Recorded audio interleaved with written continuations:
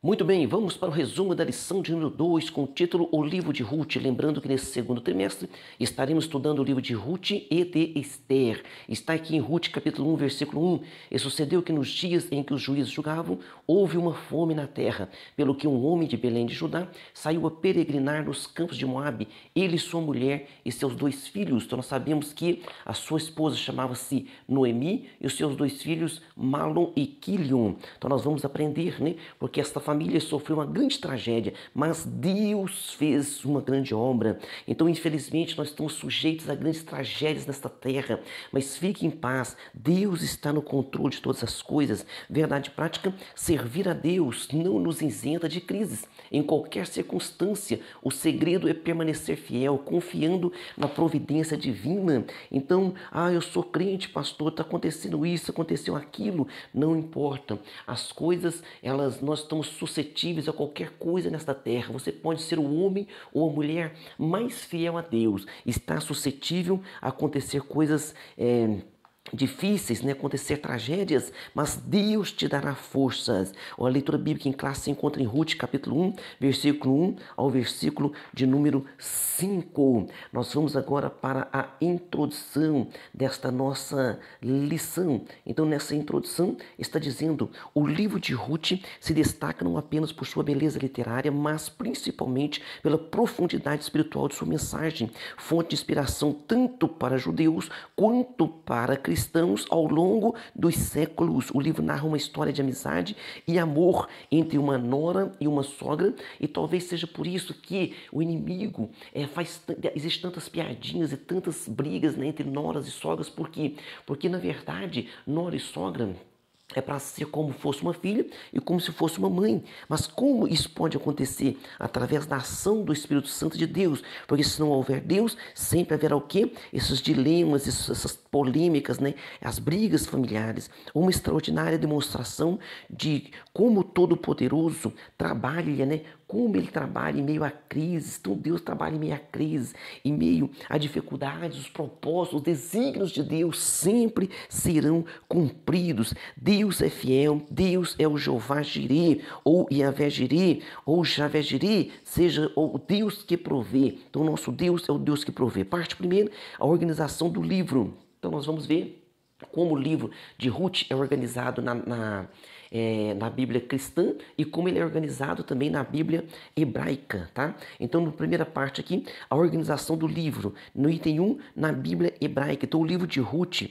e na Bíblia hebraica, nós vamos explicar primeiramente aqui na Bíblia hebraica como ele é destacado ali, viu? Então, na Bíblia hebraica, ele pertence à terceira divisão ou seção da Tanakh, que é a Bíblia hebraica, que é composta apenas dos livros do Antigo Testamento da Bíblia cristã. Então, a nossa Bíblia cristã, a Bíblia, nós falamos da Bíblia evangélica, né, porque a Bíblia dos nossos irmãos católicos tem 7 livros a mais. Então, a Bíblia nossa, que todos os livros do Antigo Testamento nosso são a Bíblia hebraica. Então, a Bíblia hebraica, ela comporta apenas os livros do Antigo Testamento. Por quê? Porque os judeus não creem igual nós cremos que Jesus é o Messias. Então, o Novo Testamento nosso pertence a quem crê no Senhor Jesus Cristo como Messias. Então, a Bíblia hebraica, ela comporta todo o nosso Antigo Testamento. Essa terceira seção é chamada Ketuvim, ou agiógrafos, quer dizer, escritos. A primeira seção é a Torá, que é o Pentateuco, e a segunda é Nevim, que são os profetas. Dentre os escritos, que são 11 livros, estão os Megilote, 5 rolos. Esses 5 rolos, eles eram lidos publicamente em festas judaicas anuais. Então existem as festas judaicas anuais que são lidas esses 5 rolos, que são Cântico dos Cânticos, Ruth, Lamentações, Eclesiastes e Esther. Em função de narrar fatos ocorridos durante a colheita, a leitura litúrgica de Ruth era tradicionalmente feita durante o Shavuot, ou seja, Pentecostes. Então, durante a festa de Pentecostes, que é a festa da colheita, sempre lido, né?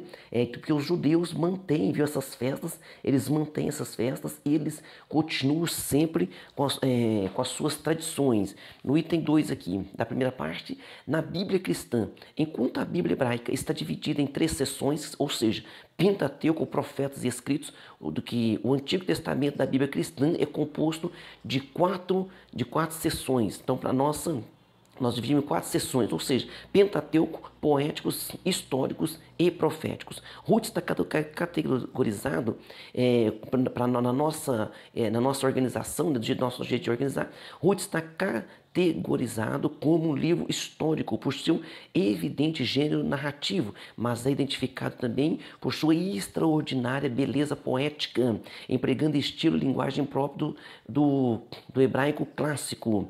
O autor expõe aspectos subjetivos da vida dos personagens. Então, é um livro fascinante. O livro de Ruth é um livro fascinante, onde a gente vai, né, tem um livro histórico e também de uma beleza poética extraordinária, e aonde o autor expõe aspectos subjetivos da vida dos personagens, como nós vamos ver aqui, ó. E disse ela: ache eu graça em teus olhos, Senhor meu, pois me consolaste e falaste ao coração da tua serva, não sendo eu nem ainda como uma das tuas criadas. Olha este pormenor que dá aqui da conversa entre Boaz e Ruth. Boaz chega ali, pergunta quem é essa moça. Eles falam: essa moça é aquela moabita que veio com a sogra Noemi. Ele falou: eu ouvi muito bem falar dela. Chama ela e diz: olha, você vai ficar com as minhas moças, ninguém vai te tocar, você pode trabalhar sempre nos meus campos, você vai ser abençoado aqui, o Senhor vai te dar galardão porque você abençoa a tua sogra, eu vou falar muito bem de você. Então Ruth fica alegre e diz: olha, meu Senhor, eu estou achando graça aos teus olhos e eu não sou nem como uma das suas criadas. Por que ela disse isso? Porque as criadas, as escravas ou as servas que trabalhavam ali, as servas, né, no caso, elas eram israelitas e esta mulher era moabita. Lembrando que na lição anterior falamos, né, que Moabe,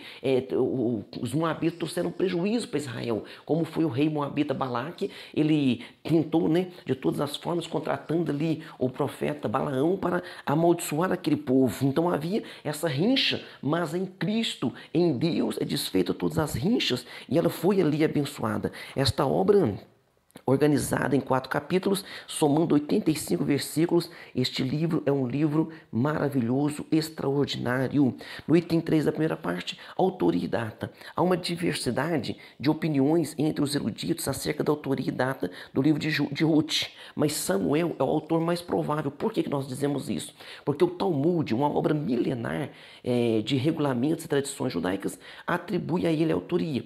A forma como o autor se refere a Jessé e Davi parece indicar o quê? Contemporaneidade e familiaridade, ou seja, é como se o autor estivesse falando de algo que ele conhece ou que ele conhecia e que ele conviveu. Então, muito provavelmente seja mesmo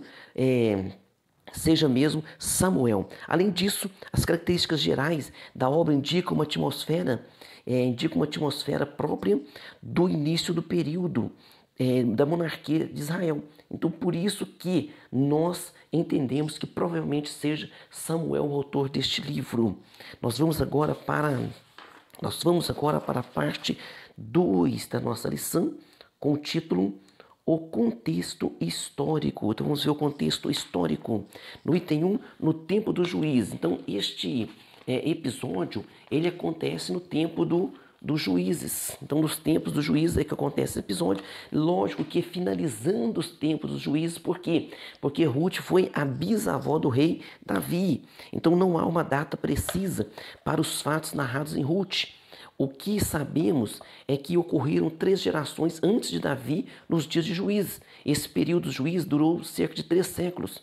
Começou depois da morte de Josué, por volta de 1375 a.C., e se estendeu até o início da monarquia de Israel, com a ascensão de Saul ao trono em 1050 a.C. Então, cerca de 300 anos, cerca de 3 séculos, foi marcado por uma grande anarquia e uma profunda apostasia e infidelidade, o que resume a época dos juízes é essa triste frase. Diz assim, ó: naqueles dias não havia rei em Israel, cada um, olha que frase triste, Olha que frase terrível, e essa frase está acontecendo nos dias de hoje. Veja bem, cada um fazia o que parecia direito aos seus olhos, ou seja, cada um fazia o que bem entendia. Então este era o jeito que estava aquele povo naquela época. E Provérbios capítulo 11, versículo 14 deixa claro, não havendo sábia direção, o povo cai. Então o povo precisa de uma direção. Pastor, nossa direção é Jesus, é o Espírito Santo, é a Bíblia, sim, mas precisamos de líderes tementes a Deus, de líderes não carismáticos, mas de caráter sóbrio, de caráter cristão, de homens de Deus, né, que realmente tenham temor a Deus. No item 2, secularismo, hedonismo e idolatria. É isso que imperava naquela época, viu? Depois da morte de Josué e dos seus líderes, né? E daqueles líderes que estavam ali juntamente dos demais líderes, o que aconteceu? Levantou-se uma geração que não conhecia profundamente, não tinha profunda comunhão com Deus, não conhecia Deus profundamente, e Israel agora, ele entra no estilo de vida pecaminoso, ele entra no estilo de vida dos cananeus e foi atraído à adoração de Deus. Então o secularismo e o hedonismo sempre levam a grandes tragédias morais e espirituais.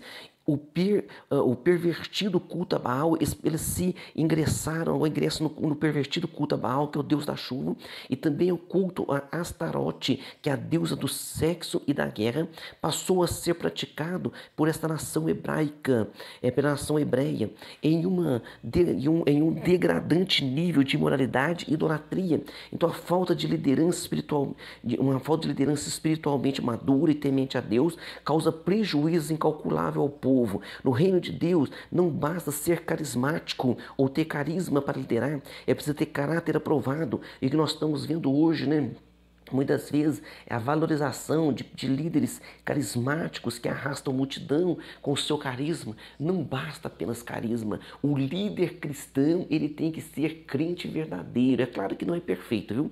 Não é perfeito. Nós temos a listagem aí em 1 Timóteo capítulo 3, temos a listagem em 2 Timóteo capítulo 2, temos a listagem em Tito capítulo 2, daquilo que é necessário, né, que é primordial para o líder cristão. Mas nós precisamos de líderes que verdadeiramente se comprometam com a palavra do Senhor Jesus. No item 3 aqui da segunda parte, opressão, clamor e livramento. A apostasia tornou Israel presa fácil de seus inimigos, que atacavam e saqueavam suas cidades e terras e mantinham o povo sob domínio do opressor por longos períodos. Afligida, a nação clamava a Deus e o Senhor levantava juízes para libertar o seu povo. Esses juízes, em hebreu, sofetim, não eram magistrados civis como os nossos magistrados nos tribunais, eles eram libertadores, e isso acontecia sempre. Então o povo estava lá na opressão, o povo estava no pecado, estava na idolatria, vinham os povos e oprimiam eles, e eles clamavam a Deus, Deus levantava um libertador durante um juízo. Então durante a vida daqueles juízes eles ficavam ali quietos, daqui a pouco aquele juiz morria e começavam a ingressar novamente em idolatria, começavam a ingressar novamente em pecados, imoralidade sexual, e daqui a pouco vinha o inimigo oprimir-os novamente, porque quando eles entram em pecado, o inimigo os domina. Quando eles clamam a Deus, o libertador os liberta e Deus os livra. Então acontece isso sempre também, nos dias de hoje tem acontecido. O povo, eles clamam a Deus na hora da necessidade, na hora do tormento. Deus vai e abraça o coração deles, daqui a pouco eles deixam Deus novamente e vão para a coisa errada. Em Juízes capítulo 2, versículo 18, resume bem e diz assim, ó: e quando o Senhor lhes levantava juízes, o Senhor era com o juiz e os livrava da mão dos seus inimigos todos os dias daquele juiz, porquanto o Senhor se arrependia pelo seu gemido, por causa dos que os apertavam e oprimiam. Então ia lá os midianitas, estavam lá oprimindo, o povo começava a clamar, Deus vai lá e fala: Gedeão, o Senhor é contigo, varão valoroso. Gedeão: não, mas está acontecendo isso, está acontecendo aquilo. Deus levantou o Gedeão, livrou aquele povo. Enquanto Gedeão estava vivo, o povo estava ali buscando a Deus. De repente, Eles caem para a idolatria e fazem até, né, um éfode do Gedeão. Então o povo sempre, eles se afastavam de Deus, o povo israelita, mas Deus com muita misericórdia os trazia e os ouvia quando eles clamavam. O Senhor é longânimo e cheio de misericórdia. Ele ouve os que a Ele clamam. Então diz assim: buscai o Senhor enquanto se pode achar, e invocai-o enquanto está perto. Nós vamos para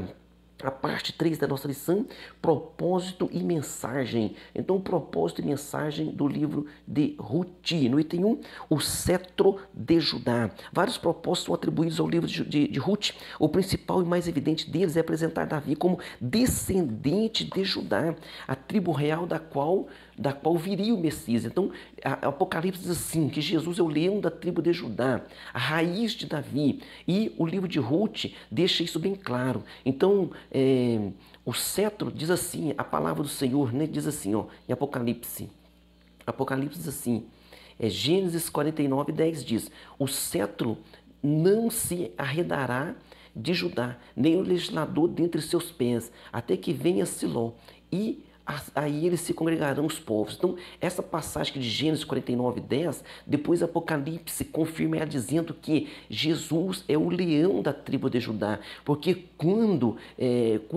Jacó está no seu leito para morrer, ele chama, antes de morrer, ele chama os seus filhos e ele coloca uma bênção sobre a vida de cada um deles. E quando ele vai falar com Rúben, ele deixa claro, né? Por quê? Porque houve um grande pecado por parte de Rúben. Depois o segundo e terceiro filho, que é Simeão e Levi, fizeram também uma tragédia muito grande. Então a bênção da primogenitura recai sobre o quarto filho, que é Judá. Então diz assim, ó: embora Rúben fosse o primogênito de Jacó, seu ato de desonra, né? O seu ato de desonra ao leito do pai, deitando-se com sua concubina, fez com que perdesse a primogenitura. Então a posição de liderança, Rúben perdeu essa posição de liderança. Por quê? Porque infelizmente ele cai nesse pecado, e um pecado gravíssimo. Então ele perde esse direito à liderança. Então diz assim, ó: e aconteceu que habitando Israel naquela terra, foi Rúben, deitou-se com Bila. Bila era uma das concubinas de Jacó, e esse fato aí fez com que ele perdesse a bênção da primogenitura. Depois, juntamente, Simeão e Levi, quando houve aquela tragédia com a irmã deles, e com Diná, a Diná ia acabar se casando com aquele moço. Então eles vão ali, no momento que aquele povo tinha sido circuncidado, que estava ainda com dores, eles vão ali e exterminam aquele povo. E Jacó ficou muito decepcionado com isso. Agora a bênção recai sobre Judá. Então Deus sempre tem uma solução, Deus sempre tem um plano. Deus nunca é pego de surpresa. Então a promessa feita a Abraão seguia agora pela descendência de Judá. Sendo Samuel o autor do livro de Ruth, o propósito de registrar a genealogia de Davi ganha ainda mais sentido, já que naquele tempo o rei de Israel era Saul, e o Saul era da tribo de Benjamim. Então agora Samuel está deixando claro, porque Deus mandou Samuel ir chamar Davi, e Davi seria então o rei, e falou assim: ó, eu tenho um homem segundo o meu coração, e colocou Davi como rei. E agora o próprio Samuel explica isso, né? Então a ancestralidade de Davi o legitimava o quê? A estar no trono. Então por isso que entendemos que o livro de Ruth foi escrito pelo profeta Samuel, que era profeta, juiz e sacerdote. No item 2 aqui da terceira parte, amor e redenção. A mensagem principal de Ruth é o amor de Deus e seu plano de redenção da humanidade, como representantes de judeus e gentios. Olha que inteligência de Deus. Boaz está ali e ele é descendente de Judá. De Boaz agora vai gerar Jessé, vai gerar Davi. E ele se casa com quem? Com uma moabita, uma pessoa que não é do território israelita, quer dizer, não é descendente de Israel, e o descendente, e as pessoas que não eram descendentes de Israel, qualquer outro povo, era chamado por eles de gentios, e eles sempre tiveram uma discriminação com outros povos. E agora Deus está juntando o quê? Boaz, judeu, está juntando Ruth, moabita, ou seja, olha o que Deus está fazendo aqui, está dizendo que Boaz representa os judeus e Ruth representa o que? Os gentios. Então estão prenunciando que a derrubada da parede de separação, porque em Deus, em Cristo, nós somos um só povo, judeus juntamente com os gentios, servindo a Deus, um só povo. A redenção é vista no livro nos sentidos literal e também no sentido tipológico, porque Boaz também ele é um tipo de Cristo, ou seja, uma tipificação de Cristo, porque ele redime, ele é o remidor daquela família, ele é o remidor de Noemi. Então Boaz é o parente remidor que preservou a descendência de Elimeleque, mas é também um tipo de Cristo, nosso Redentor. Então ele nós chamamos de estudar na Bíblia, falado de tipologia. Então a tipologia é quando algo lá no Antigo Testamento está simbolizando algo que se realizou em Cristo, ou que se realiza em Cristo. No item 3, fidelidade e altruísmo. O livro de Ruth abre uma janela que nos permite ver que nem tudo eram trevas nos dias do juízo. Havia um remanescente fiel. Vou dizer a você, sempre há um remanescente fiel. Por isso que quando o povo clamava a Deus, mesmo naquela idolatria, mesmo daquele jeito, o povo clamava a Deus, Deus levantava um libertador, porque Deus é Deus de misericórdia. Veja naquela época de Gideão estava lá... Ele estava malhando trigo no lagar. Lagar é o lugar aonde se trabalha a uva, mas ele estava de certa forma escondido para que os midianitas não roubassem aquela comida. E agora o anjo aparece a ele e diz para eles: varão valoroso, o Senhor é contigo. Ele faz um questionamento: mas se Deus é conosco, porque não sobrevive tudo isso? Mas o povo estava em pecado. Mas Gideão não estava em pecado, mas o povo estava em pecado. Então muitas vezes nós pensamos: por que acontece tanta tragédia? Porque o povo está afastado de Deus, o povo não quer nada com Deus. Então o inimigo aproveita dessas ocasiões e vem as tragédias. Mas Deus é um Deus fiel. Olha que Deus deixou registrado no livro de Jó, capítulo 42. Jó diz, né? Bem sei eu que tudo podes, e nenhum dos teus pensamentos, outra tradução fala planos, e nenhum dos teus planos pode ser impedidos. Nenhum dos planos de Deus pode ser impedido. Em um mundo de crescentes iniquidades, o justo viverá da fé. Outra eloquente mensagem do livro é o valor do altruísmo, onde se predominava apenas o egoísmo, né? Mas nos dias de juízo, a maioria das pessoas vivia o que? Segundo seus próprios padrões, cada um queria levar vantagem, mas essa sogra e nora não pensavam em si mesmas. O amor não é egoísta, então o amor não é egoísta, não se porta com indecência, não busca os seus interesses, não se irrita e não suspeita mal. O amor ele é perfeito, né? Então o amor, esse amor que Paulo diz lá, é o amor ágape, é o amor de Deus. Então o amor tudo suporta, o amor não suspeita mal. Conclusão, o livro de Ruth nos ensina que a despeito da incredulidade dos pecados do homem, Deus sempre trabalha para cumprir os seus desígnios, sem violar o princípio do livre-arbítrio humano. Todo-Poderoso conduz a história e executa seu plano eterno de redenção, ou seja, Deus está no controle de todas as coisas. Amém? Então o plano de Deus de salvação, ele foi executado em Jesus Cristo, ele está de pé até hoje, e todo aquele que nele crê não será confundido. Todo aquele que nele crê, ainda que esteja morto, viverá. Todo aquele que nele crê, passará a eternidade com ele. Então crê no Senhor Jesus Cristo, será salvo tu e a tua casa. Está escrito isso em Atos. Vamos para a pergunta número 1. Como o livro de Ruth é classificado na Bíblia hebraica? Então na Bíblia hebraica, ele pertence à terceira divisão ou seção da Tanakh, que é a Bíblia hebraica. Então é Ketuvim ou hagiógrafos escritos. Então pertence a essa seção lá do livro, lá na Bíblia hebraica. Pergunta 2. Como e por que o livro é caracterizado na Bíblia cristã? Na Bíblia cristã ele é caracterizado como livro histórico. Por quê? Por causa dos seus evidente gênero narrativo. Porém, né,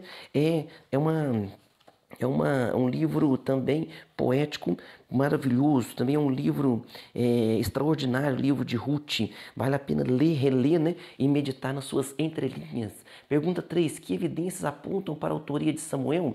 Então o Talmud, que é um livro, que é uma obra milenar, né, de regulamentos e tradições judaicas, atribui a Samuel. E também a gente vê que quem está escrevendo o livro tem uma particularidade. Ele participou, conheceu algum daqueles personagens, que no caso de Samuel, conheceu ali muito bem Davi e conheceu muito bem o pai de Davi, que é Jessé. Pergunta 4. Qual o contexto histórico de Ruth? Ruth acontece, essa história se dá nos tempos dos juízes ou no final dos tempos dos juízes. Qual a principal mensagem do livro? Vários propósitos são atribuídos ao livro de Ruth. O principal e mais evidente deles é apresentar Davi como descendente de Judá, a tribo real da qual viria o Messias. Então o Apocalipse confirma, Jesus, ele é o leão da tribo de Judá, a raiz de Davi. Amém? Deus abençoe você e sua família e até a próxima aula.